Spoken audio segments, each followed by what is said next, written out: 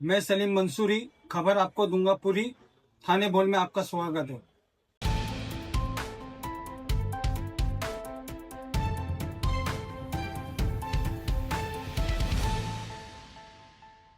Ashwin madam, आप 15 साल नगर सेविका रह चुकी है, मुमरा प्रभाग समिति अध्यक्षा रह चुकी है, राष्ट्रवादी शरद चंद्र पवार पास उससे पहले एक पार्टी में, अभी अजित पवार गुट में आप मौजूद है।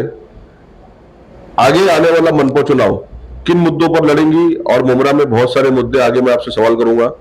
आप किन मुद्दों पर जनता के बीच में जाएंगे जो आप मानते हो कि ये काम बहुत जरूरी और बाकी है जिससे जनता को फायदा हो? अस्सलाम वालेकुम, नमस्ते। आप मुझसे ज़्यादा जो है जनता के बीच में रहते हैं। आप लोगों ने मुमरा शहर का हाल देखा होगा। लोगों ने बड़ी बड़ी पोस्ट लेने के बावजूद भी मुमरा का आज क्या हाल है। मैं अभी अमृत नगर से आई, मुझे कम से कम आधे से पौना घंटा अमृत नगर से लेके कौसा आने के लिए लगा। मैंने देखा कि पहले जो है हॉकर्स सिर्फ अमृत नगर गुलाब पार्क तक सीमित थे। आज वो जो है कब्रिस्तान के सामने कौसा में, जिसकी वजह से गाड़ियों को चलने के लिए जगह ही नहीं बची। जब गुलाब पार्क मार्केट पूरी तरीके से हट गया था तो उनको एक अच्छी जगह पे हॉकर जोन देकर उनको जो है उनका पुनर्वसन किया जाता और मतलब रास्ते को जो है फ्री छोड़ा जाता तो अच्छा होता था। अभी वो हैंगिंग मार्केट को तो हम कई मर्तबा ढूंढते रहे, दूरबीन लगा के ढूंढे और कई तरीकों से ढूंढे, लेकिन वो हैंगिंग मार्केट मुझे दिखाई नहीं दिया। कि हो सकता है उस हैंगिंग मार्केट का भी कहीं ना कहीं हमको फायदा होता, या अगर हमारे यहाँ से एक फ्लाईओवर भी बनाया जाता, जिस तरीके से बंबई वगैरह दूसरी जगहों पे रहता है कि भाई तंग रास्ते है तो चलो ब्रिज बनाया जाए और मतलब ट्रैफिक की समस्या को सॉल्व किया जाए, लेकिन वो भी नहीं बना। गृह निर्माण मंत्री होने के बावजूद भी आज हमारे भाई बहन जो है बेघर हो रहे, बेरोजगार हो रहे, लोगों के घर टूट रहे। आपको मालूम है एक आशियाना बनाने के लिए कई मतलब तिनकों को जोड़ के उनका घर आशियाना बनता है, उसके लिए लोग कर्जा लेते हैं, घर के जेवरात कोई बेचता है, कोई गांव की जमीन बेच के यहाँ पे घर लेता है। ऐसे बहुत सारे वाकयात होते हैं। आज वो लोग इतनी बड़ी पोस्ट इनको मिलने के बावजूद भी उनको उनके हक के घर नहीं दे पाए। रोड वाइंडिंग के नाम पे घर तोड़े गए, दुकानें तोड़ी गई, उनको 100% लोगों को चीजें मिली नहीं।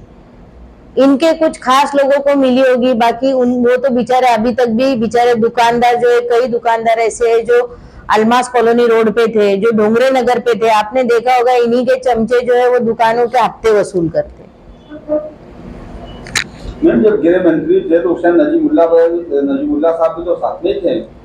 देखिए साथ में तो मैं भी थी, मेरे हाथ में उतनी पावर है क्या? जो पावर जिसकी रहती है उसका यूज करने का उसकी ताकत रहती है, और ये सवालात आपको तो उनसे करना चाहिए क्योंकि 3 मर्तबा के विधायक है वो, और अभी 4थी मर्तबा लोगों ने उनको 1 लाख वोटों से जिताया है। तो जाहिर सी बात है ये सारे सवालात, बड़े बड़े जो मुद्दे, जो बड़े बड़े काम रहते हैं वो विधायक के रहते हैं। नगर सेवक तो छोटे मोटे काम में वाटर मीटर गटर में रहता है, उसके बावजूद भी हम लोग जो है हमारे काम को बखूबी निभाने की कोशिश करते हैं। जैसे स्कूल का मुद्दा है, मैं जब पहली बार नगर सेविका बनी तो स्कूल जो है 7वीं तक ही थी, 8वीं 9वीं 10वीं हमने कराया, अल्हम्दुलिल्लाह, शुक्र है अल्हम्दुलिल्लाह। सिर्फ उर्दू मीडियम ही नहीं तो मराठी मीडियम भी हमने 8वीं से 10वीं तक कराया। उसके बाद में स्कूल के लिए जगह नहीं थी, हमने रिजर्वेशन तलाश किए कहाँ का है, पता चला MM वैली में रिजर्वेशन है, तो स्कूल के साथ साथ पूरा स्कूल, स्टेडियम, हॉस्पिटल, इसका सब चीजों का रिजर्वेशन जो है MM वैली में था। MM वैली तो अभी नाम दिया गया, पहले शिमला पार्क बोला करते थे उसको। वहां पे उसके जो सर्वे नंबर थे वो सब निकाल के हमने पेपर वर्क किया। जंत्रे साहब हमारे साथ आए थे, लाला साहब जो सिटी इंजीनियर है उस वक्त के वो आए थे, कोले साहब जो हमारे एग्जीक्यूटिव इंजीनियर थे वो हमारे साथ आए थे। सब मुझ पे तंज कर रहे थे, हंस रहे थे कि यहाँ कीचड़ में कौन आएगा। आज आप देखिए शिमला पार्क एक अलग वहां का नजारा दिखाई देता है। तो मैडम, आप मानते हैं कि ट्रैफिक की मुख्य वजह हॉकर्स है?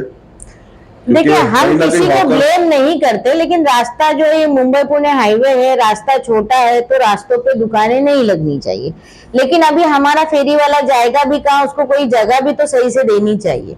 जब हमारे पास हॉकर जोन होने के बावजूद भी उनको वो एरिया दिया नहीं गया तो ये सोचने वाली बात है। रिजर्वेशन पूरे कैसे उनके हटाए जाते हैं और फौरन वो रिजर्वेशन में कुछ और ही चीजें भी, क्या बोलेंगे उसके बारे में। श्री मैम, देखा जा रहा है कि काफी समय से कचरे के और ट्रैफिक और हॉकर्स को लेकर के भाई कचरे का टेंडर किसके पास है? नाम क्रिस्टल कंपनी का है, टेंडर किसके पास है? वहीं पर आप ये भी तो कभी मालूमात लो। वहीं पर आ रहा हूँ मैडम। ऐसा है, एक कंपनी महापालिका में दिखाई जाती है, लेकिन उसके जो छोटे पिकअप के काम किसको दिया गया है, सुपरवाइजर कौन है, वो भी तो चेक करो आप लोग।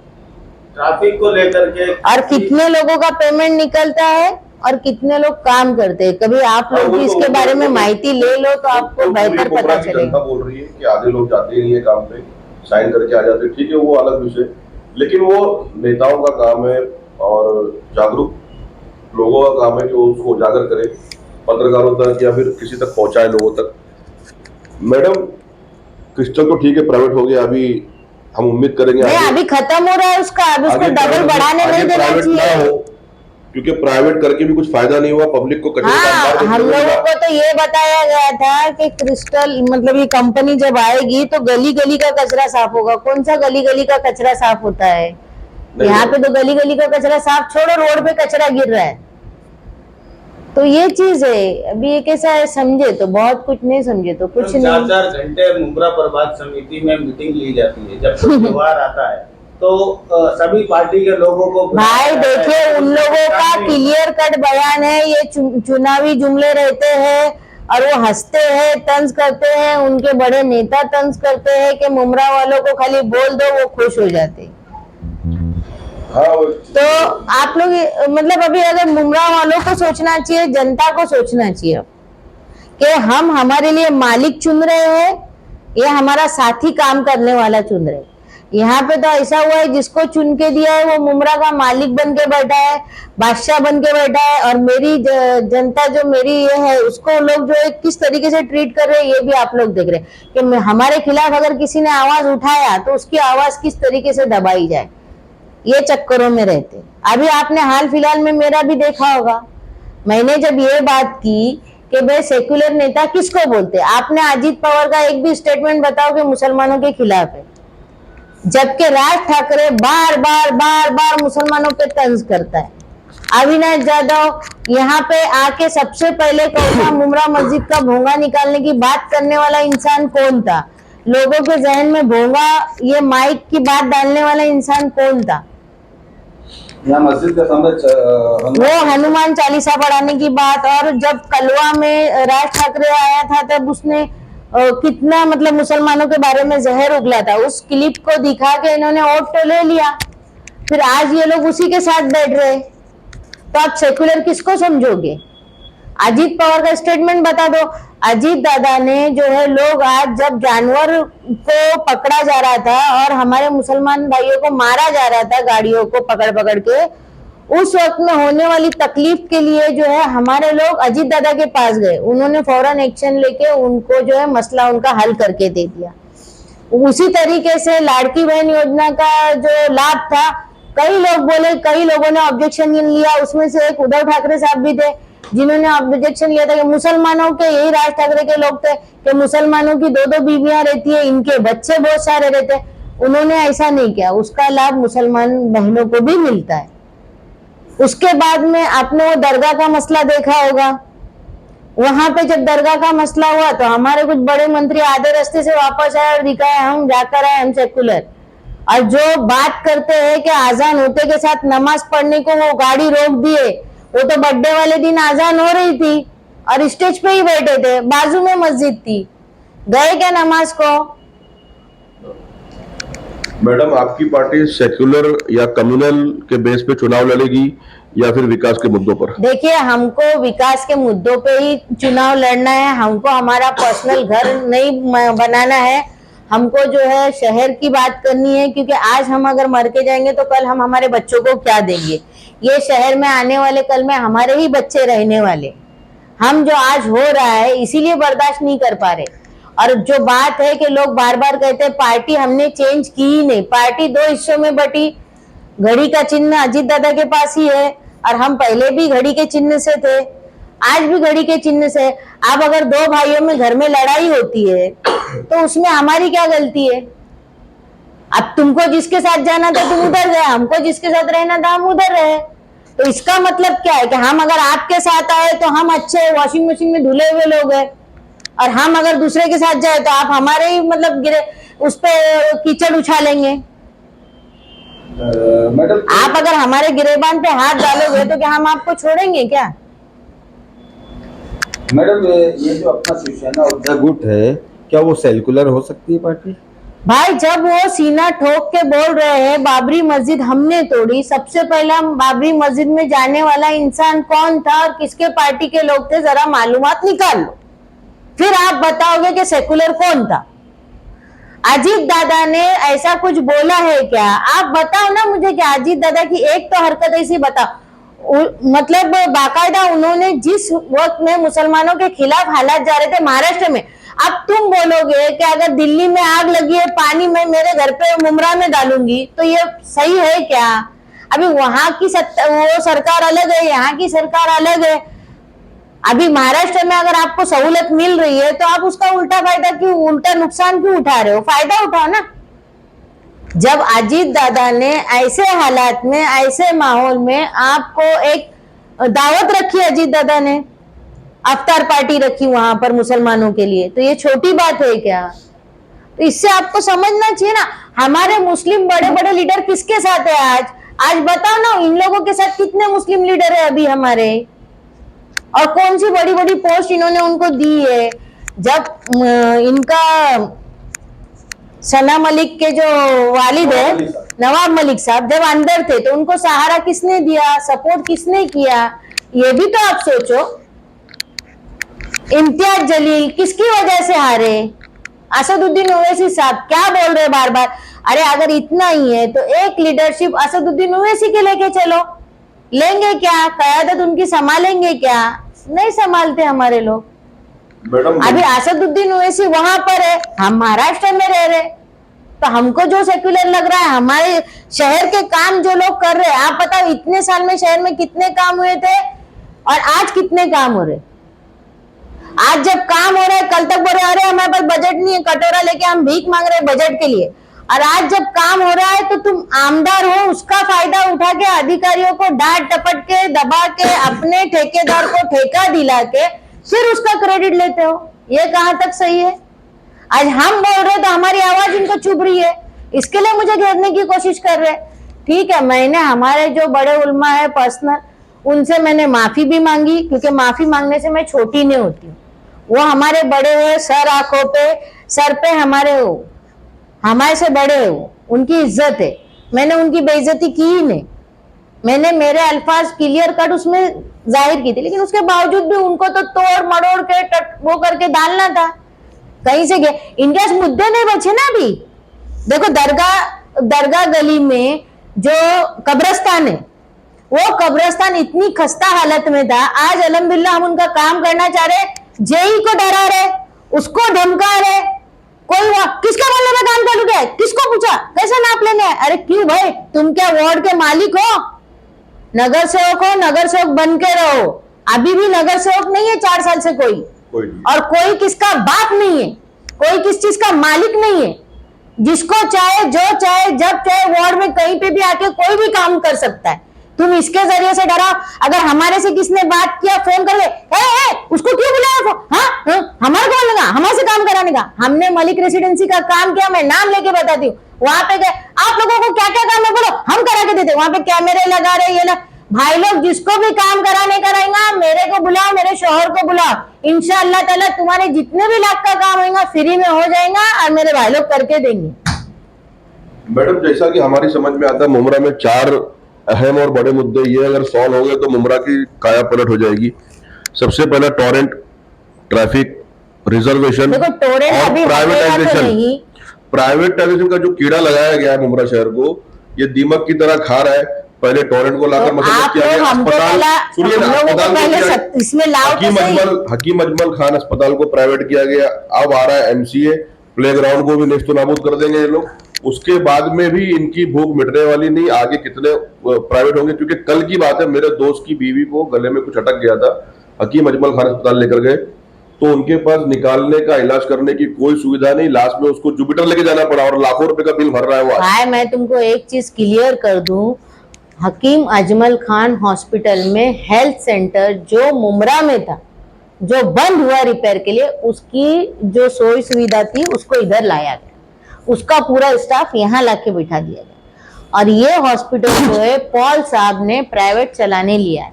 इसमें आपको राशन कार्ड के तहत जो योजना में अगर आप बैठते हो तो आपके ऑपरेशन होंगे, इतना ज़हनशीन कर लो।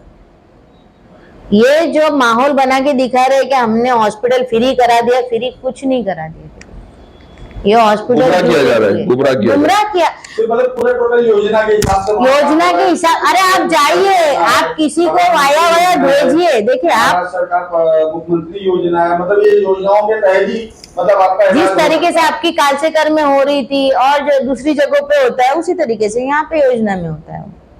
नियॉन हॉस्पिटल है ना शायद उधर, उसमें कैसा होता है उस तरीके से यहाँ पे। और इसमें मैडम 12 साल से नीचे के बच्चे को नहीं लिया जाता है, उसका पैसा उसकी क्लियरिटी नहीं है, 12 साल के बच्चों की कोई नहीं लिया जाता है। नहीं, अगर उसके लिए मैंने देखिए अभी जो है NICU का जो ये थे बेड, उसके जो उन लोगों ने उसी तरीके से उसको मतलब बेकार गला रहे हैं, उसको भंगार बना के रख रहे हैं वो बेड को। तो मैंने उसके लिए कमिश्नर साहब को लेटर दिया है और उसके लिए स्टाफ की मांग की है, और बच्चों के भी डॉक्टर यहाँ पे आएंगे। OPD तो अभी हमारी फिलहाल तो अल्हम्दुलिल्लाह अच्छी चल रही है, डॉक्टर भी क्वालिफाइड आ रहे हैं। हमने पत्रकार परिषद ली थी नजीब मुल्ला भाई से, तो हमने एक सवाल रखा था, एक मांग थी पत्रकारों की तरफ से मैडम, कि कोई भी हादसा अगर होता है, हाथ पैर टूट जाता है या बाइक से गिर जाता है, किसी भी वजह से कुछ मार लग जाती है, झगड़ा हो जाता है, आदमी पुलिस स्टेशन जाता है, MLC की चिट्ठी उसको दी जाती है और कलवा शिवाजी भेज दिया जाता है। तो वो MLC की चिट्ठी लेकर के हकीम अजमल खान में अगर इलाज हो जाए, उसकी फॉरेंसिक करके जो भी उसका मापदंड है वो करके FIR दर्ज हो जाए, मुद्दा आपने तो बताया ये क्यों नहीं कर रहे? इंशाअल्लाह। नजीब भाई से मेरी हम लोग की बात हुई थी करीब एक भाई महीना पहले। नजीब भाई को मुमरा ने 15,000 वोट ही दिया है, वो जीते नहीं है।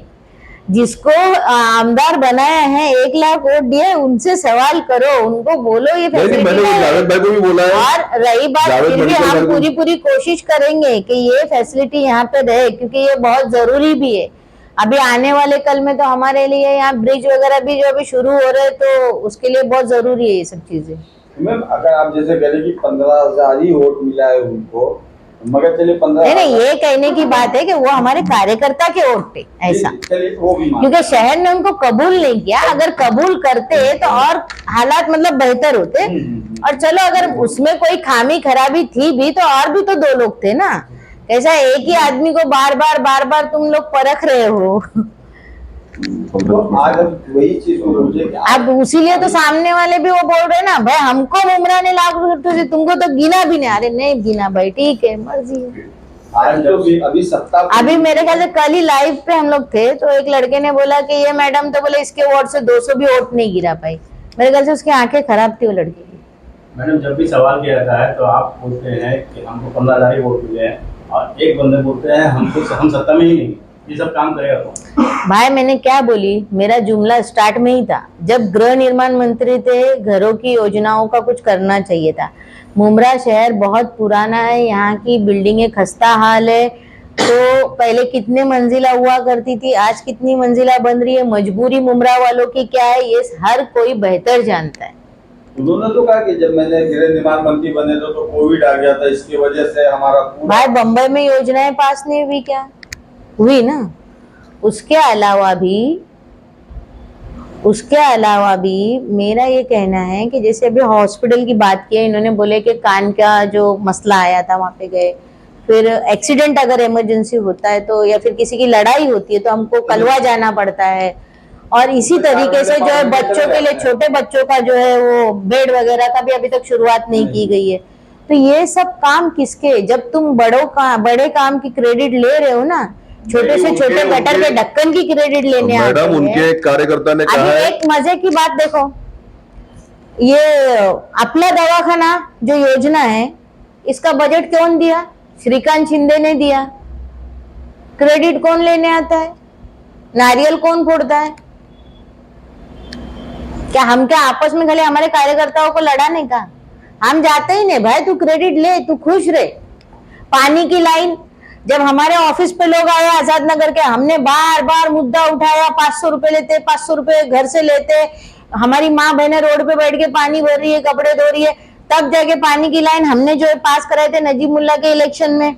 तो उसको डालने नहीं दिया गया, उस पर विरोध किया गया, वहां के लोगों को जो है रोका गया, काम करने से अधिकारियों को रोका गया, धमकाया गया। उसके बाद में एक ही दिन में जब सोनाजी नगर के हमारे ऑफिस पर आजाद नगर की पब्लिक आई, रातों रात आवाज साहब का कौन सा बजट पास हुआ? उन्हीं अधिकारियों से काम कराया गया। आज भी अल्हम्दुलिल्लाह, शुक्र अल्हम्दुलिल्लाह, आजाद नगर तक जो है पानी की लाइन आ रही है। हमें खुशी है, हमको क्रेडिट चाहिए ही नहीं और वाहवाही चाहिए ही नहीं। हमारे भाई बहन खुश रहे, उनके काम हो, यही हमारा मेन वो तो मकसद है। जनता देख रही है। मैडम आपके हाँ, और अभी फिर बोलती हूँ, जिसको भी अपना काम कराना होगा, हम लोगों को सिर्फ एक बार बुला लो, कितने भी लाख का काम हो, आपका काम होके मिलेंगे। आपके इंशाअल्लाह वार्ड में- मेरे भाई लोग करके देंगे। आपके वार्ड में ऐसा कौन सा काम आपको लगता है जो बचा हुआ, जो आप करके देंगे जीत के आने के बाद? बोली ना, सबसे बड़ा काम जो है वो दरगाह रोड के नाले का काम है, जिसकी वजह से हमारे दरगाह में पानी भरता है, उसके एतराफ के इलाकों में पानी भरता है, सुनार की दुकानों में पानी भरता है। देखिए, अपने प्रोजेक्ट के फायदे के लिए रास्ते बनाए गए, नाले को चौड़ा किया गया। यहाँ के नालों का पहले भी बजट आया था, जब मैं मुमरा प्रभाग समिति की अध्यक्ष थी, मैंने खुद सर्वे किया था और आप लोगों ने वो न्यूज भी लगाई थी। अब मुझे उन सब बातों पे जाना नहीं है। तो उस वक्त में जो है सामने के जहाँ पे आबादी ही नहीं है, वहां के नाले बनाए गए, खाड़ियों को बुझाया गया। अब पानी जाएगा कहाँ? जब खाड़ी के मुंह खुलेंगे, नाले हमारे जो है बनाए जाएंगे, उनकी दीवारें जो टूट गई है, जिसकी वजह से पानी बाहर आता है, तो इंशाअल्लाह हमारा काम सबसे पहले तो वही रहेगा, कब्रिस्तान और दरगाह रोड का नाला है, हमारे चरनीपाड़ा का नाला है, उसका काम होगा। और टीएमसी स्कूल एक बड़ी इमारत के तौर पे हमारे सामने इंशाअल्लाह जल्द अज जल्द दिखाई देगी और इसका काम नवंबर दिसंबर तक शुरू हो जाएगा।